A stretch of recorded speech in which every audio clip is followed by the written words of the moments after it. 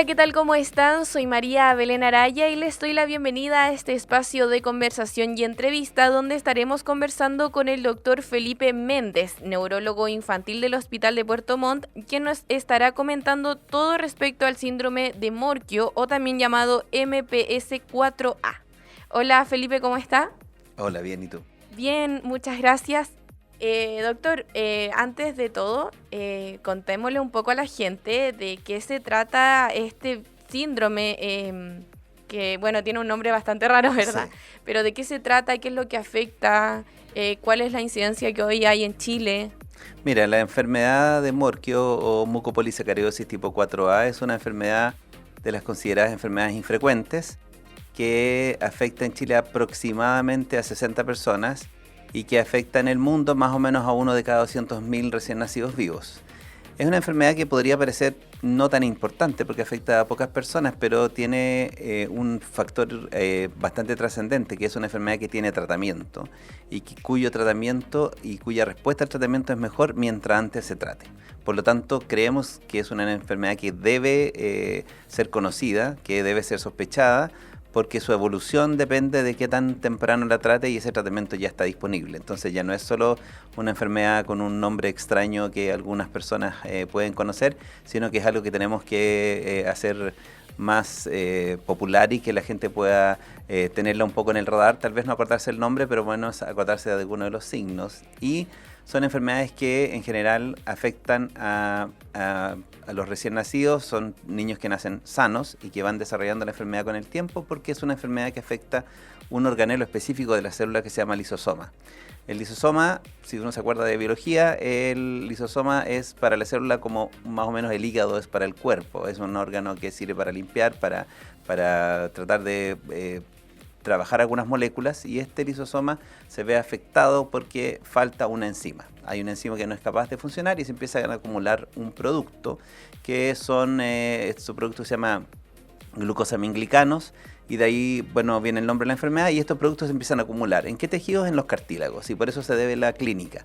Como se afectan los cartílagos, los pacientes empiezan a aparecer deformidades óseas, empiezan a perder, digamos, capacidad de, por ejemplo, fuerza en las muñecas, pierden la capacidad de deambular normalmente, empiezan a tener problemas en las articulaciones, rodillas, tobillo, cadera, en las articulaciones cervicales, desarrollan alteraciones en la columna y finalmente talla baja.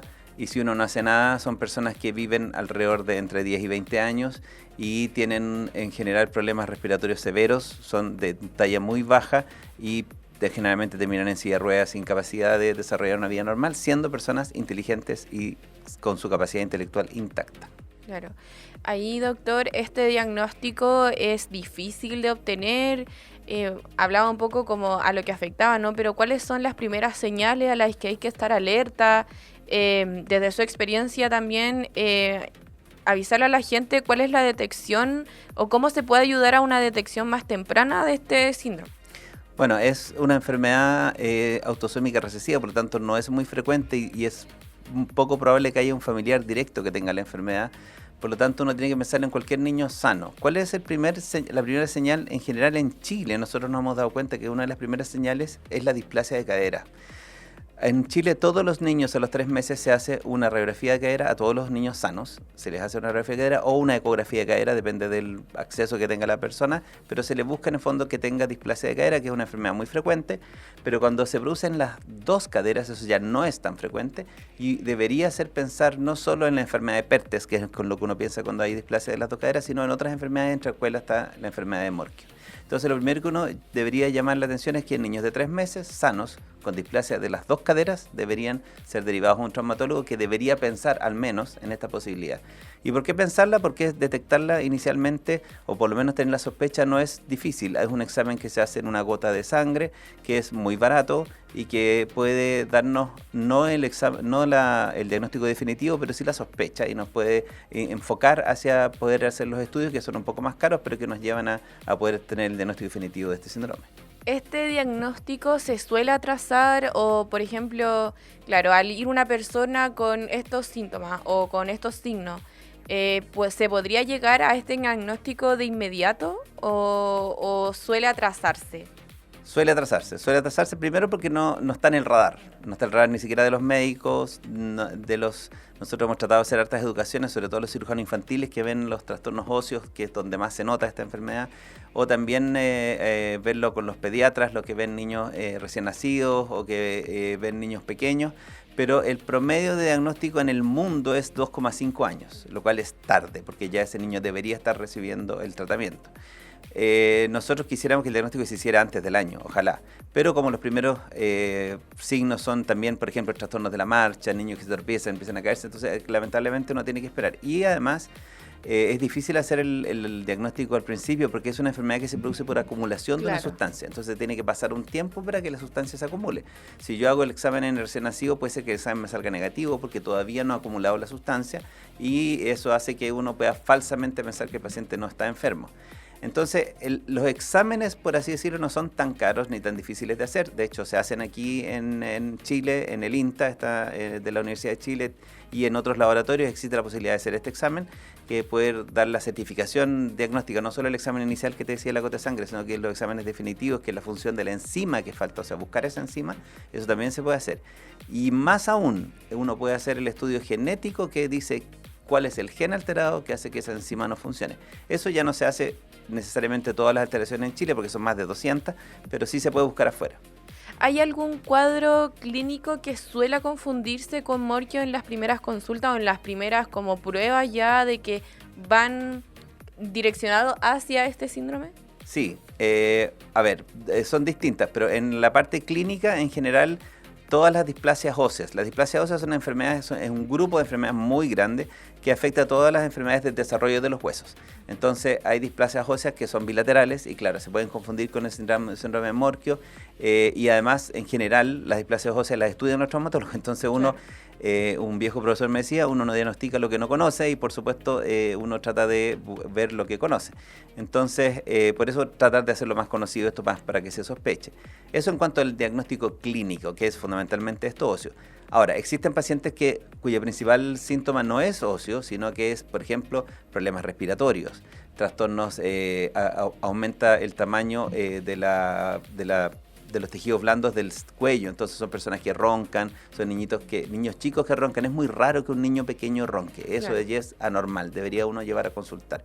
Y es muy raro que un niño tenga amígdalas grandes, un niño pequeño de 2 años, entonces también debería pensar en enfermedades del tejido conectivo, que son una de ellas, no es solo esa, pero el Morquio. Eso en cuanto a los síntomas.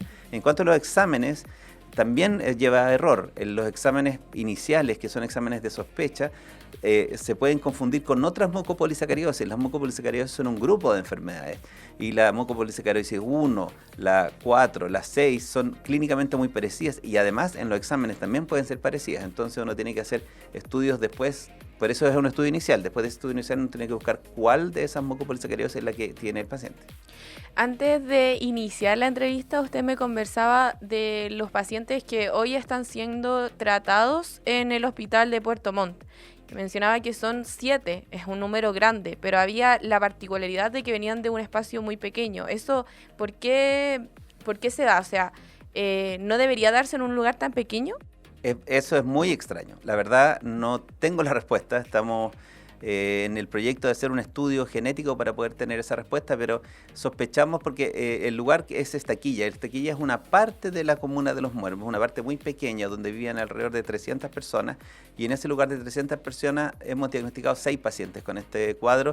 De esos 6, 2 no se están tratando, por eso no están en este grupo que se tratan, pero hay 6 personas de 300. Eso es una incidencia más grande de la registrada en ninguna parte del mundo. En la parte del mundo donde más pacientes hay registrados es el norte de Irlanda y esta incidencia sería casi 10 veces mayor que eso. O sea, es una incidencia ridículamente alta. ¿Por qué puede pasar eso? Nosotros creemos que es por lo que se llama un efecto fundador. Un efecto fundador es cuando alguien con un gen recesivo llega a una comunidad muy pequeña que tiene muy grande endogamia, o sea, los hijos se producen entre las mismas personas, generación tras generación, porque no llegan personas nuevas o por las personas no emigran, y eso hace que estos genes recesivos se multipliquen, y al tener hijos entre primos o entre parientes, entonces aparece la enfermedad.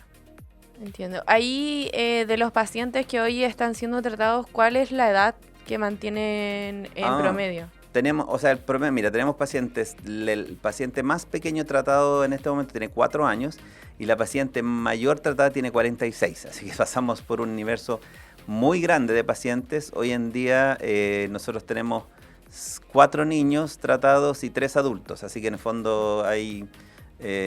los hemos visto crecer, si estos niños están en tratamiento hace algunos 10 años, entonces hemos visto cómo estos niños van creciendo, van digamos saliendo del colegio, haciendo lo que pasa. Además es una vida muy especial porque son niños que el tratamiento es una infusión que dura 4 horas y que se hace todas las semanas. Entonces son 4 horas al día, 4 horas en un día por semana, o sea, lo vemos toda la semana. Entonces imagínense la relación que tenemos con esa familia, con ese niño que hemos visto crecer durante años. Es una relación bastante cercana, así que se produce un efecto muy bonito. Ahí, doctor, entonces sí se puede tratar personas adultas que quizá hoy no saben que tienen este síndrome y que deberían ir a diagnosticarse. ¿Pueden tener un tratamiento oportuno o cómo es el proceso? Sí, o sea... pueden tener tratamiento, ya no sería tan oportuno porque mientras antes uno se trate, menos daño va a tener el paciente y más en el fondo mejora la sobrevida, disminuyen las complicaciones. Ahora, el tratamiento no es que detenga totalmente la enfermedad, pero hace que su evolución sea más lenta. Entonces, la indicación hoy, a nivel internacional, las guías internacionales que están publicadas y que se han ido revisando desde el año 2017, están a punto de salir unas guías latinoamericanas, de hecho que nosotros hemos participado en su elaboración, hablan de que cualquier persona que se diagnostique a cualquier edad debería tratarse. Hoy en día, existiendo el tratamiento, no debería haber una negativa de tratamiento porque sabemos que la calidad de vida sí va a mejorar de ese paciente y va a tener menos complicaciones respiratorias. No podríamos asegurar que va a tener mayor cantidad de vida, pero su calidad de vida va a ser mejor. Okay. ¿Y en qué se trata el tratamiento? Perdón. ¿En qué consiste el tratamiento? Bueno, el tratamiento es como lo que falta es una enzima. El tratamiento, que parece obvio, pero demoró mucho que surgiera, es dar la enzima que falta. Eso se llama terapia de reemplazo enzimático. Es una enzima que se reemplaza, que se produce en el laboratorio y se le da al paciente. El problema es que la enzima se consume, por eso tienen que ser tratamientos todas las semanas. Estos se hicieron varios estudios con distintas dosis y el otro problema es que es un medicamento muy caro. Muy caro, estamos hablando varios millones a la semana por el resto de la vida. O sea, es un tratamiento que es muy difícil financiarlo para ninguna persona y que en nuestra experiencia en general es todo financiado por el Estado. El problema es que no está ni en la ley Rigarte Soto ni en el GES. Claro, y ahí, por ejemplo, ¿cómo se trabaja un poco el tema del costo del tratamiento? Bueno, lo que en general sucede en nuestra realidad, tenemos 2 tipos de pacientes. Los que participaron en el estudio inicial del fármaco, que el fármaco lo estudió un laboratorio, y esos pacientes que cuando uno se ofrece como voluntario para el estudio de un fármaco, el laboratorio se compromete a darte el tratamiento de por vida. Entonces tenemos un grupo de pacientes que son esos pacientes que están con tratamiento por vida. Pero además tenemos otros pacientes que lo que han hecho es demandar al Estado, y en esa demanda el Estado se ve obligado a pagarles a los pacientes el tratamiento, y eso significa lamentablemente un tiempo largo, entre 1 y 4 años de juicio, para finalmente que sea una corte de la República que determine qué hacer. Y eso es lo que nosotros, los neurólogos infantiles, nos parece que no debería ser. O sea, que sea un juez el que decida quién se trata y quién no, es el peor de los mundos. Yo creo que por lo menos debe ser una decisión. Yo entiendo que somos un país que tiene recursos limitados y que tiene que evaluar qué hace con esos recursos. Pero el que decida tiene que ser una comisión de personas que tengan que ver con la enfermedad y que la conozcan y que trabajen a nivel estatal para poder decidir qué hago yo con recursos y no un juez de la República. Claro, porque además, ¿qué pasa en el fondo con esta gente que no puede llegar a primero al diagnóstico y luego al tratamiento? ¿Cómo se va acortando sus oportunidades de vida? Bueno, pasa eso. Las pacientes que no se tratan viven menos y tienen peor calidad de vida, tienen más dolor. Fundamentalmente lo que más los pacientes nos relatan es que disminuye mucho el dolor. Vivir con dolor crónicamente es muy malo, influye en la calidad de vida mental, en la calidad de vida física, en cómo se desarrollan las personas. Entonces, si uno puede evitarlo, claramente a nosotros nos produce mucha angustia no hacerlo. Tenemos que tratar de evitarlo.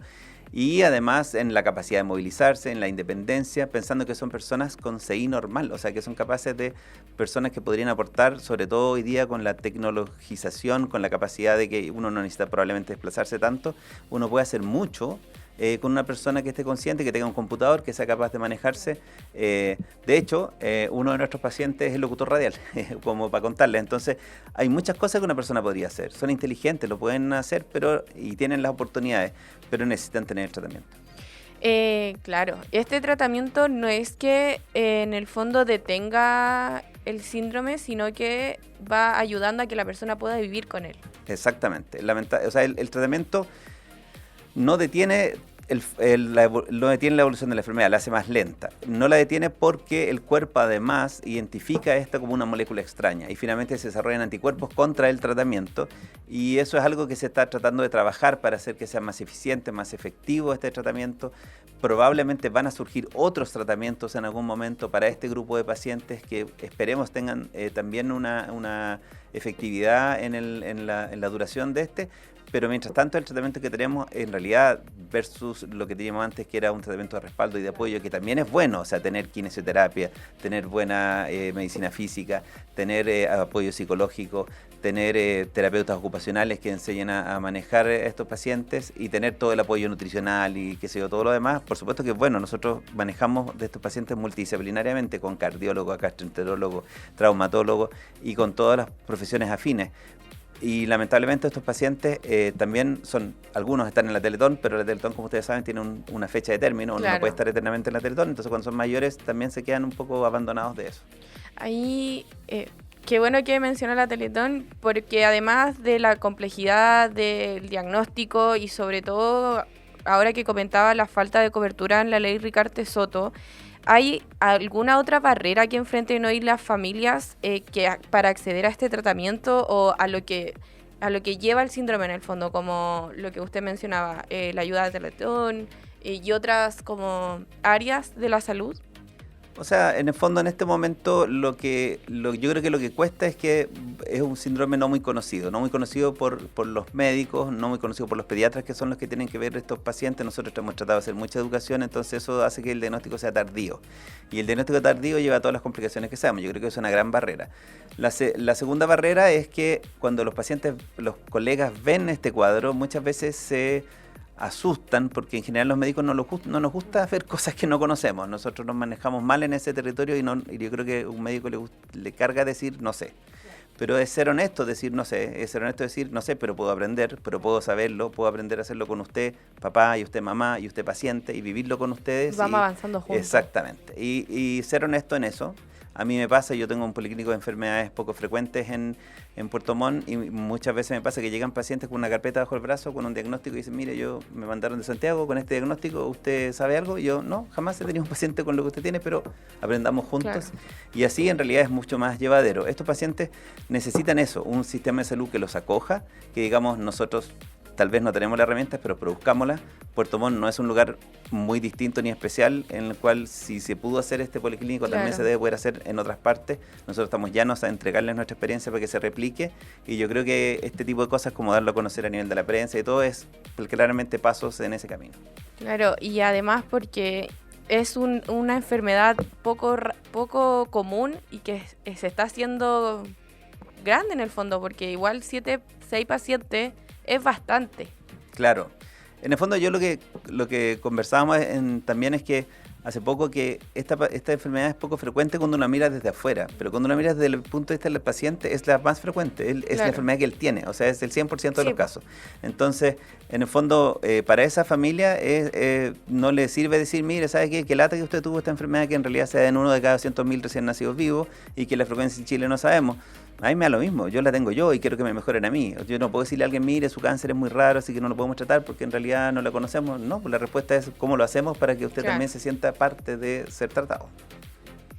Claro. Muchas gracias, Felipe, por entregarnos esta información bastante relevante igual para la gente que nos está escuchando y que probablemente tienen que saber sobre estas nuevas enfermedades, o no nuevas, pero enfermedades como no comunes. Así que muchas gracias también por darnos a conocer esta información. Gracias a ustedes. Muchas gracias también a ustedes quienes nos escuchan. Están muy invitados a seguir esta y otras entrevistas en radioregionales.cl.